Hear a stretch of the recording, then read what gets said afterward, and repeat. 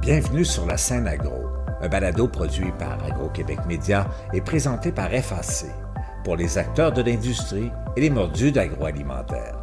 Nous partageons l'actualité, des entrevues exclusives, des dossiers, portraits d'entreprises et plusieurs sujets liés à ce secteur représentant un véritable moteur pour l'économie du Québec. Bonne écoute. Ici Lionel Levac. Le Québec devient la première province canadienne à rétribuer les agriculteurs pour les améliorations agro-environnementales effectuées sur leurs fermes. Dès maintenant, des avances peuvent être versées pour les projets à réaliser qui doivent aller au-delà des normes environnementales actuelles. La mesure est fort bien reçue par les agriculteurs et différents groupes professionnels comme les agronomes. Cette initiative, qui est un des éléments du Plan québécois d'agriculture durable, cadre bien dans l'orientation générale canadienne de soutenir davantage les initiatives agro-environnementales. Voici mon reportage. La mesure était énoncée dans le récent plan d'agriculture durable du ministre André Lamontagne, qui n'a pas tardé à la mettre en application. La mesure phare, si on veut, du plan d'agriculture durable, on s'en souvient, c'est une annonce 125 millions sur 5 ans qui vise à réduire les risques d'usage des pesticides, améliorer la santé et la conservation des sols, réduire l'usage des fertilisants de synthèse, améliorer la biodiversité, améliorer la qualité de l'eau. Alors, il y a un ensemble de mesures qui ont été mises en place pour inviter nos producteurs, nos productrices à améliorer leurs pratiques pour avoir un impact positif sur ces éléments-là. Mais la mesure phare du plan d'agriculture durable, c'est ce qu'on appelle la rétribution des pratiques agro-environnementales. Ce qu'on vient faire, c'est qu'on a nos producteurs qui sont sur le terrain, qui ont des opportunités de faire des modifications, des changements dans leurs pratiques culturelles, mais qu'en même temps, il y a une question de formation, il y a une question d'accompagnement, mais aussi il y a une question de risque, parce que quand on fait quelque chose depuis 10 ans, 15 ans, 20 ans d'une certaine façon, puis maintenant on est invité à le faire différemment, bien, dans notre tête, des fois, on peut avoir un doute un peu sur si vraiment ça va apporter des bénéfices, ce qu'on va faire. Alors, la rétribution, ce que ça vise à faire, c'est venir accompagner financièrement les producteurs, les productrices dans leurs pratiques culturelles vers une amélioration des pratiques culturelles. Et puis, quand on parle d'améliorer les pratiques culturelles, on va parler de la diversification des cultures, on va parler de la protection des sols hors saison, la réduction de l'usage des herbicides, l'utilisation de semences non traitées aux insecticides, puis aussi des aménagements qui sont favorables à la biodiversité. Alors, en lançant la rétribution du plan d'agriculture durable, c'est le signal qu'on envoie à nos producteurs, nos productrices, c'est qu'on est prêt à vous accompagner en termes de ressources là, pour vous aider dans l'adoption de nouvelles pratiques. On est prêt à vous accompagner aussi financièrement. On parle de 14 millions de dollars là, par année pour les prochaines années pour venir accompagner les producteurs. Ça veut dire que les producteurs vont s'inscrire, les productrices vont s'inscrire et puis ils vont déterminer quels sont les facteurs pour eux qui seraient les plus déterminants pour être en mesure de contribuer à l'amélioration de leur bilan environnemental. Et puis, en fonction de ces critères-là, bien, il va y avoir une possibilité d'avoir une contribution financière là, entre 1 500 $ et puis 50 000 $ au cours des 3 prochaines années. À l'annonce du plan d'agriculture durable, j'étais l'un des premiers à saluer l'idée de greffer à celui-ci un important volet de recherche, avec de surcroît comme maître d'activité le scientifique en chef du Québec, Rémi Quirion. On est très heureux au Fonds de recherche du Québec qui a des partenaires très, très étroits avec le MAPAC. Donc, il y avait eu une annonce à l'automne 2020 d'un partenariat sur 5 ans doté d'une enveloppe de 30 millions de dollars pour financer des programmes de recherche. 2 volets distincts qui ciblent spécifiquement 2 objectifs du plan d'agriculture durable: la santé et la conservation des sols et la réduction de l'usage des pesticides dans un contexte de changement climatique. Quelques informations additionnelles sur ce partenariat. Le premier volet, la création du réseau québécois de recherche en agriculture durable. Donc, annoncé le 8 octobre 2021, ce réseau bénéficie d'un soutien sur 5 ans d'une enveloppe globale de 2,5 millions. C'est un début et on va essayer de faire plus au cours des années à venir. Les titulaires du réseau, les chercheurs impliqués, le docteur Brodeur de l'Université de Montréal, Caron de l'Université Laval, Rousseau de l'INRS, l'Institut national de la recherche scientifique, et Thomasin de l'Université McGill. Donc, c'est les 4 têtes de pont, mais c'est finalement plus de 200 chercheurs, chercheuses sur tout le réseau québécois, que ce soit dans les universités, les collèges ou les CCDT, qui travaillent en collaboration et c'est ancré dans les différentes réalités régionales. Donc, très important, les axes de recherche, santé et conservation des sols, réduction de l'usage des pesticides, l'utilisation de plus en plus importante d'outils numériques, l'agriculture de précision, les données massives et, très important, les aspects socio-économiques et le lien avec les consommateurs. Le second appel à proposition, 26 millions de dollars. Ici, on veut vraiment avoir plusieurs projets de recherche en lien avec le plan d'agriculture durable. Premier appel lancé en novembre 2021 et ici, vraiment, on vise les producteurs, les conseillers, les réseaux de transfert, bien sûr, en collaboration étroite avec les équipes de recherche partout sur le territoire québécois et la promotion aussi de partenariats publics-privés.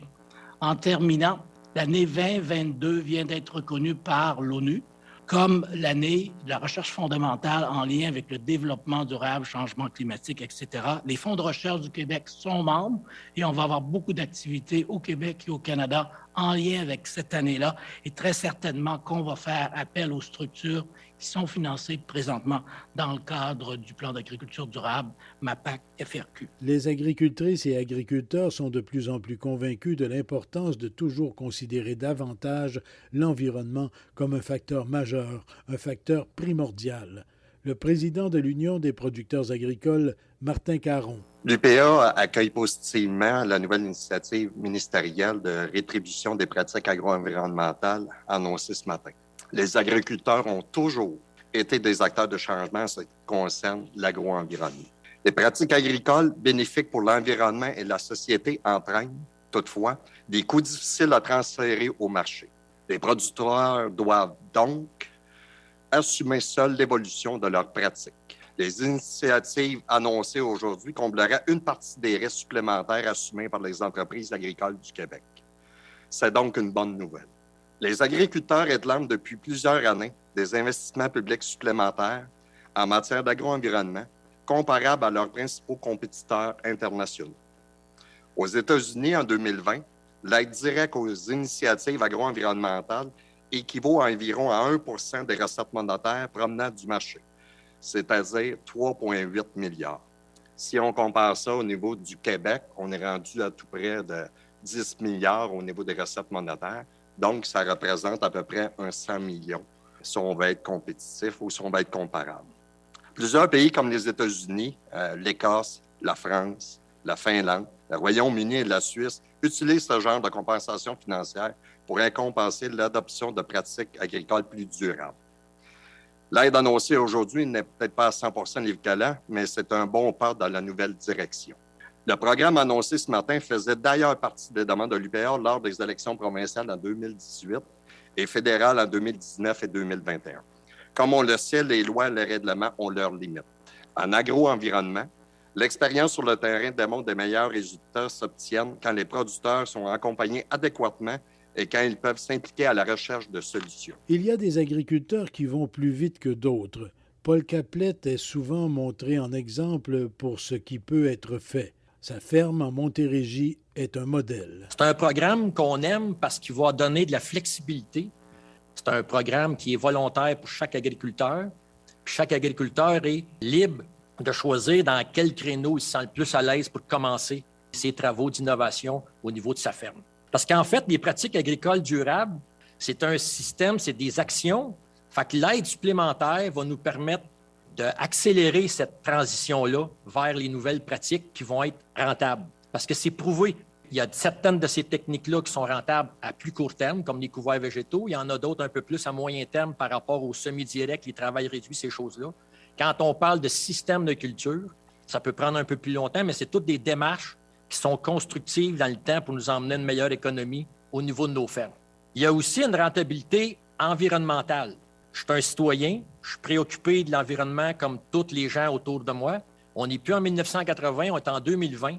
Comme agriculteur, on est formé, on est conscient, on a de l'accompagnement. Maintenant, on va avoir du support financier pour nous aider à aller plus loin.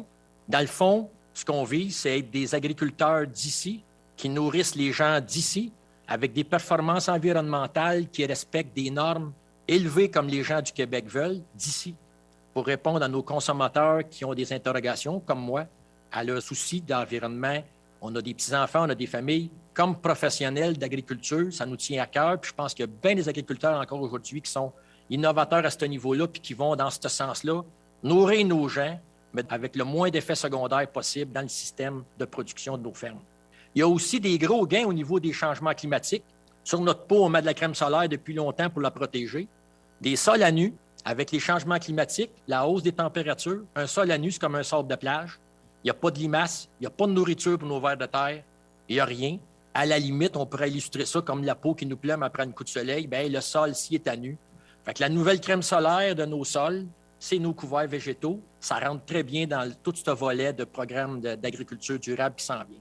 Le côté gaz à effet de serre, toutes les techniques de semi-direct, travail réduit, couverts végétaux, vont nous emmener au niveau du semi-direct, travail réduit, de diminuer nos intrants de carburant de 50 %. Les équipements, l'usure, 50 % de moins. Les équipements à l'achat, 50 % de moins. Puis les couverts végétaux vont nous emmener des besoins d'intrants plus bas, ce qui veut dire moins d'intrants dans le système. Puis en même temps, ça nous permet d'augmenter nos chances, d'augmenter nos pourcentages de matière organique. Chaque pourcentage de matière organique qui augmente dans les sols québécois, c'est de la capacité de captage de carbone. Fait que ça veut dire qu'une gang d'agriculteurs qui font ces genres de pratiques-là, on lance une roche puis on souhaite deux bénéfices. Dans le fond, on gagne du côté des inputs, tout ce qui est intrant, tout ce qui est carburant, utilisation, puis en même temps, on est en train de capter du carbone pour les citoyens alentour de nous autres. Fait que c'est toutes des choses qui nous rendent fiers comme agriculteurs. Demandez à n'importe quel agriculteur quelle est la meilleure terre, il va vous dire c'est la sienne. Chaque agriculteur est super fier de sortir une motte de terre qui est vivante, qui a des résidus dessus puis des vers. Puis il n'y a rien de plus payant que de s'installer à côté d'une bande riveraine, prendre son lunch, puis voir des oiseaux que tu n'as jamais vus. Le programme de rétribution des pratiques agro-environnementales ne doit cependant pas servir à la mise aux normes pour certains retardataires.